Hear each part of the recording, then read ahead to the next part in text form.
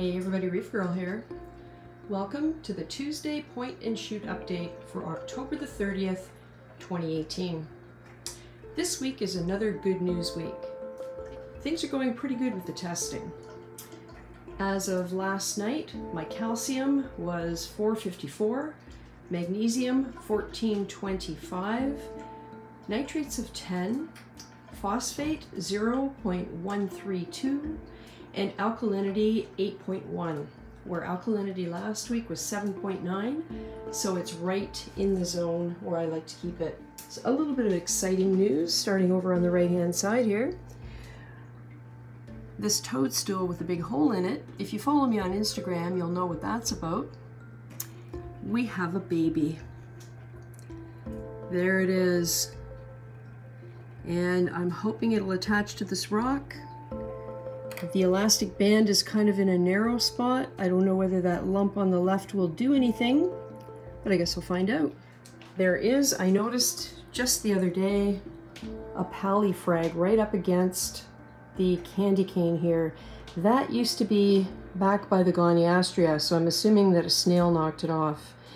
And that brings up kind of something exciting, and that is that there will be changes in this tank based on the fact that the new tank is almost ready.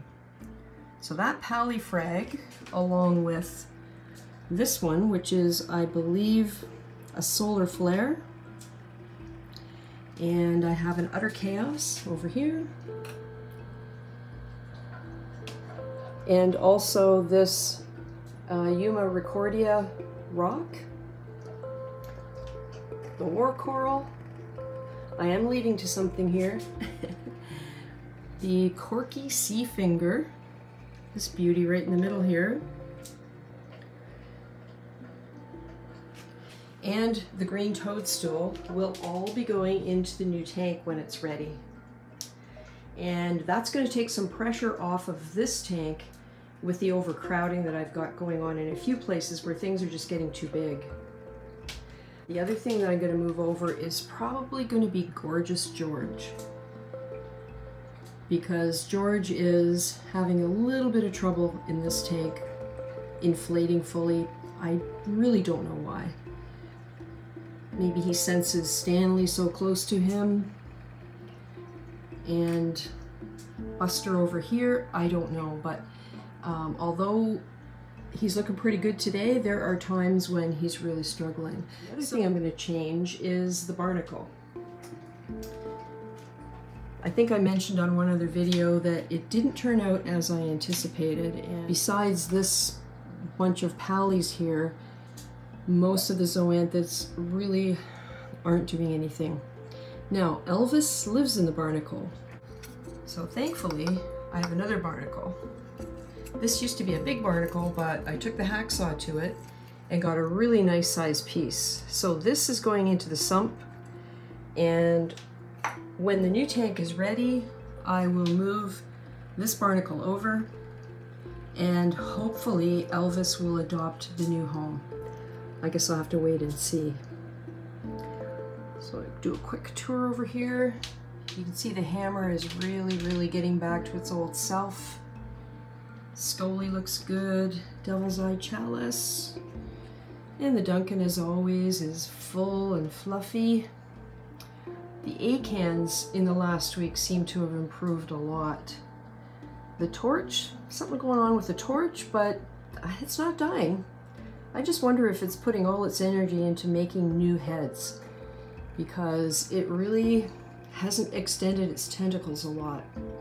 My Monteporas, no improvement, but no decline either. The Mystic Sunset Monty, looking good. When we come down to this guy, he had polyps out the other day, which is really exciting for me because that's one thing that we all try and get, and I haven't seen much of in here. So if we look at the frag rack, which of course is still in here, I do have something going on with this Fox Flame Acropora. If you see that light colored area in the middle, it's actually tissue loss, and it moves up the branch to the right. I'm going to take this out and dip it. I don't know what's wrong with it. I can't see any pests, but I'm not taking any chances. And we had a snail knock down my chalice. I don't know what type of chalice it is, but it's really pretty. Let's see if I can get a focus on there. Another success story, the octospawn cousins. These two are looking great. So let's look at the sump. No big news here. You can see that there's coralline algae and green algae growing on the matrix, and I'm thinking of getting another snail to put in here. I do have one left, but it just can't keep up. The Chaetomorpha is doing okay, and I lost the deflector on my Tunzi 6020. So right now it's aimed straight down at the bottom, and you can see there's a lot of mess on the bottom that I'm looking forward to cleaning up once I get the new one that I ordered. Not a new pump, but a new deflector. And there's Chad doing his job. Algae scrubber is doing well. So overall, the sump is still doing just fine. This week's task is to clean up my power heads.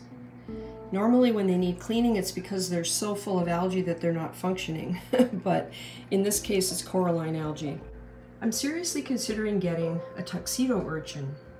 So if anybody has any experience with those, and you can let me know in the comments, that'd be great. I've never had one. I'm not really wanting to get any of the types with the long spines on them because I don't want to see them traveling around with my corals stuck on their back. But I thought a tuxedo urchin might just do the trick. It would keep some of this coralline in check and not do too much damage as far as getting the corals stuck to it. Oh yeah, the other thing is this gold chalice is starting to encrust, which is awesome. The blasto from last week is already healing over, and that little piece disappeared, I know not where. So I'm going to put a piece of rock underneath that part of the polyp. Someone suggested that they need rock to spread out on to create their new skeleton. It's growing faster than it can create new skeletons, so I still have to do that. And look at Stanley. This clam is just doing so well. Now you might notice that you haven't seen any of my fish, and that's because I have the lid off. You saw the beginning of the video, we started with the lid off, and as soon as they see that, they think there's going to be work going on in the tank. So they tend to hide. Other than the clownfish, they're always out. But the fish are all doing well, and I have no issues there either.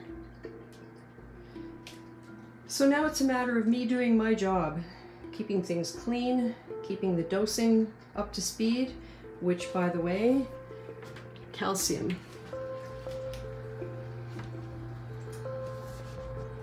Check that out. There's only maybe an inch left in the calcium jug, and these jugs were started in here in August of 2017. So that jug of calcium lasted for over a year. I have to make some more because I'm not 100% sure that the other end of the hose is actually down in the liquid.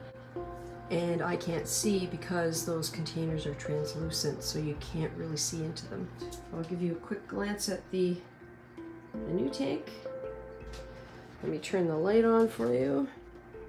The light is the cheapo Aquanite A029. I first saw it on Inappropriate Reefers Instagram, and right away I thought I need a cheap LED light just to have on hand. So I didn't buy it for this tank, but I did have it kicking around and thought I might as well use it. The tank is at day 9 of the cycle. I had ammonia readings of 0.5 yesterday, which is great. And in a few days I'll test again for nitrate because I did use Aquavitro seed to get the tank going. So I'm pretty pleased with it. Give you a little tour of the aquascape. This is Carob Sea Life Rock Shapes, and thanks to Billy Pipes for demonstrating on a live stream all the different ways this stuff can be put together, because that is what has inspired me to use these pieces the way I've used them. There were 2 arches, and I kind of turned them on an angle a little bit, created some platforms, and I'm very, very happy with how it came out. So we'll see what happens between this tank and this tank. My work's going to be cut out for me, but that's okay. So thank you very much for watching. I really do appreciate it, and we'll see if I can keep the next update a little shorter, unless of course something major goes wrong, in which case they get longer, and we'll see you next week.